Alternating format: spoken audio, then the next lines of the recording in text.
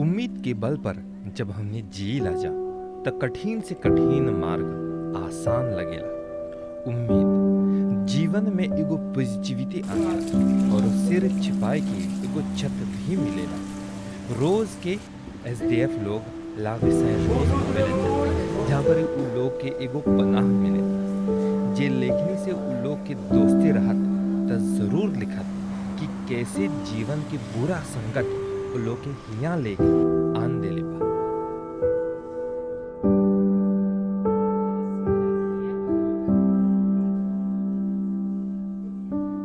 La mission du groupe A, c'était être à côté. Donc, être à côté, c'est redonner à l'homme sa dignité. La Casa A की कोऑर्डिनेट्रिस रागिनी रंगन हमने के बोलन कि हिया लक्ष्य यही है कि ई लोग के अपन पहचान दिलाए के जिंदगी से मिलल कोनो प्रकार के ठोकर के कारण आज उ लोग रास्ता पर पहुंच गल हवन जा। चाहे उ लोग टॉक्सिकोमान हवन जा या फिर अल्कोहलिक या एड्स से ग्रसित त ई लोग खातिर ही ला काज़ा आ के दरवाजा खुलल। L'idée d'ouvrir la casa.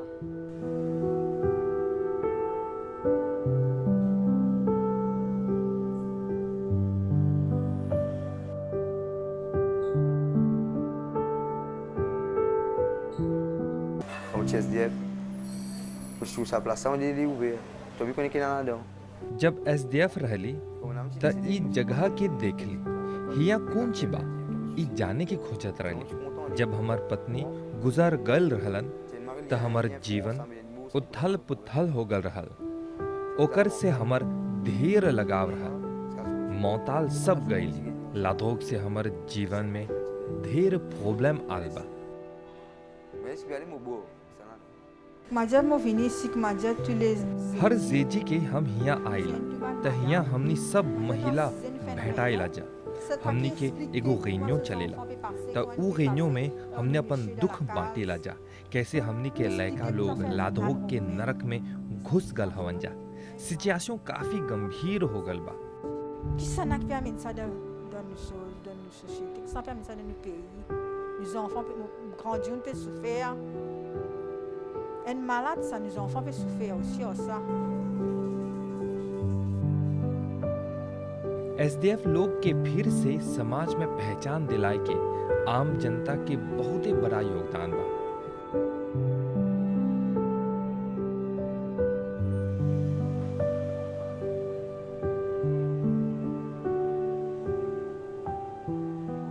Je pense que la société a un regard sur les drogués assez négatif. हसीन कदाऊ जोन एगो जन एचुजांत हवन उ बोलन कि ई लोग आम जनता मतिनवे हवन जा जोन जीवन में आगे बढ़े के खोजत हवन जा। उ लोग के भी जीवन से एगो उम्मीद बा।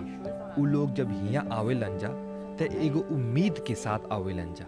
Et je leur parle quand je viens le matin, quand ils prennent le petit déjeuner, c'est des personnes qui certes, ils ont des problèmes, mais ils ne baissent pas les bras. Vous voyez?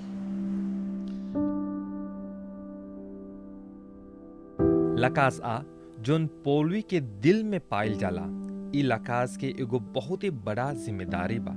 जिम्मेदारी समाज से चोट खायल होला आदमी के फिर से लोग के पहचान दिलाए के। लकाज आ l'église इमैक्युले कॉन्सेप्शन के बिल्कुल बगल में पाइल जाला।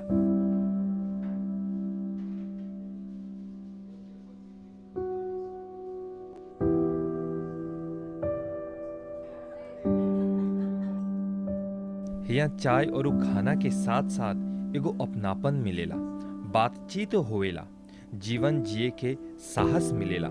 खाना खाते समय ई लोग जिंदगी के बारे में सोचेलन जा।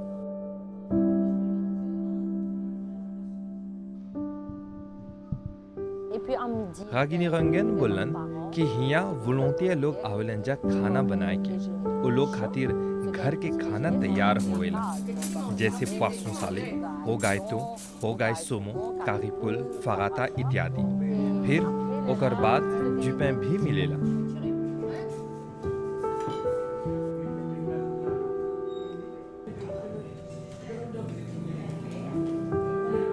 हम नहीं जानिला कि कहाँ से आल है और कहाँ जात है।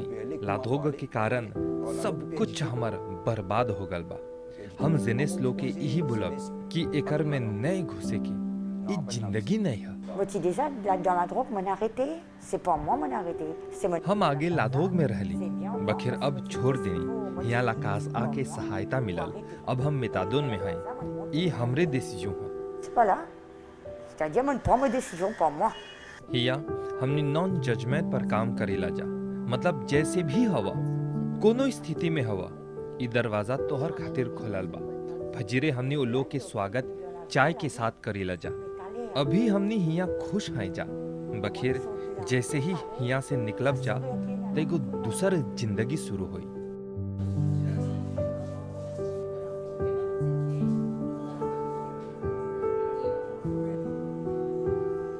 दोपहर में पाहों लोग संगे होंकोत होएला। माँ लोग हिया आके अपन सुपो मोगाल खोजेलन जा काहे कि वो लोग के फामी लाधोग में बा।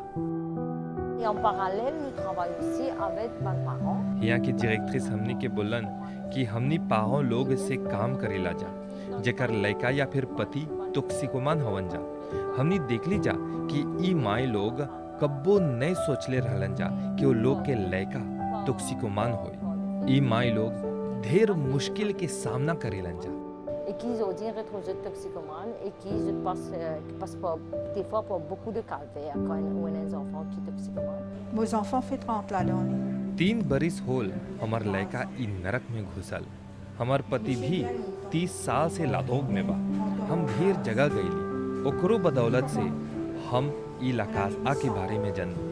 हम लाधोग नहीं लेला ना फीमे करीला ना लालकोल लेला बखिर हम ओलो खातिर हिया आइला। Et moi, je dis, je ne vais pas droguer, je ne vais pas boire, je ne vais pas fumer. Je donne bon l'exemple même. Parfois, je me sens et puis capable. À soir, je dors, je peux pleurer. Un seul garçon, moi, il a. Ça me touche, oui, bien sûr. हम एकर से ढेर प्रभावित होइला। ई समाज खातिर एगो गंभीर समस्या है। हमने एकर बारे में तब बात करेला जा बखिर ओ लोग के जीवन के बारे में नहीं सोचेला जा। ई लोग में से हमर से एगो पूछलक कि जे ओ लोग खातिर हमर हृदय में दुख बा कि नहीं। हम बोलनी दुख त नहीं बा बखिर ओ लोग खातिर हमर दिल में एगो उम्मीद बा। Je ne suis pas triste, mais j'ai de l'espoir pour eux. On va baisser les bras. Tant qu'au cas, il faut bien sortir là-dedans.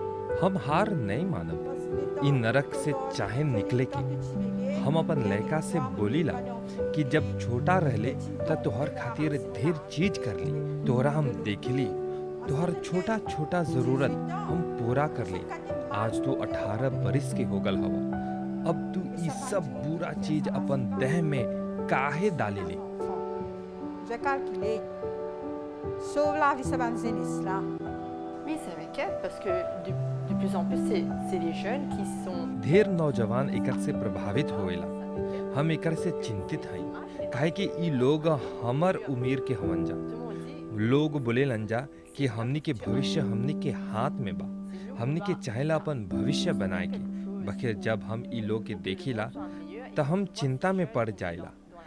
हमर मतीन ढेर नौजवान बा जे ई फिलिये में काम करेलन जा। Je sais que certains d'autres jeunes comme moi qui veulent, comme moi je suis venue faire un stage ici, j'ai de l'espoir et j'essaie de montrer que certes, il y a des jeunes qui sont dans ces fléaux-là, mais aussi il y a des jeunes qui veulent travailler, qui veulent avancer et aussi pas travailler et aussi aider ces autres jeunes qui sont dans les fléaux à traverser cette épreuve de leur vie-là.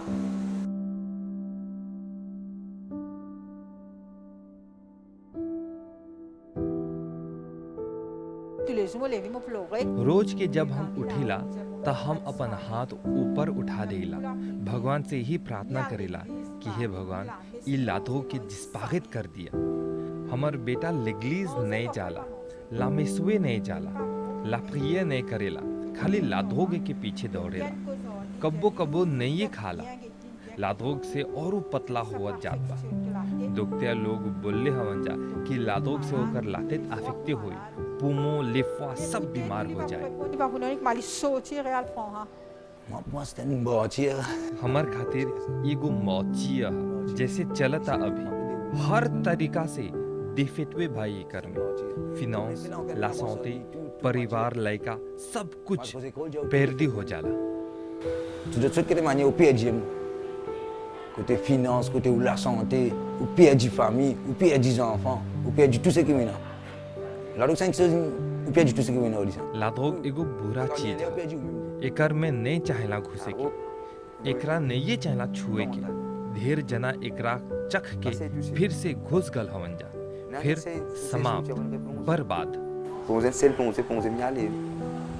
Já finita, hein? Istanbul que não Surtout, c'est redonner हमने हिया ई लोग के फिर से उ पहचान दिलाई लाजा, जिंदगी जिए के एगो वाले दे लाजा। et qui, comment dire, me redonne de valeur.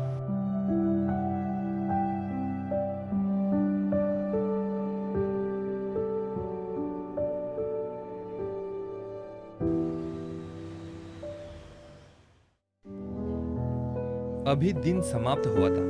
हर कोई अपन अपन सामान बांधत वंजा। फिर जहां जगह मिली हौजा परी बसेरा। लकास आके दरवाजा बंद हुई अभी। ई लोग सांप सीढ़ी खेलत वंजा। आज सीढ़ी पर चढ़त वंजा। बखिर के जानी काल सांप काटी तब फिर से नीचे।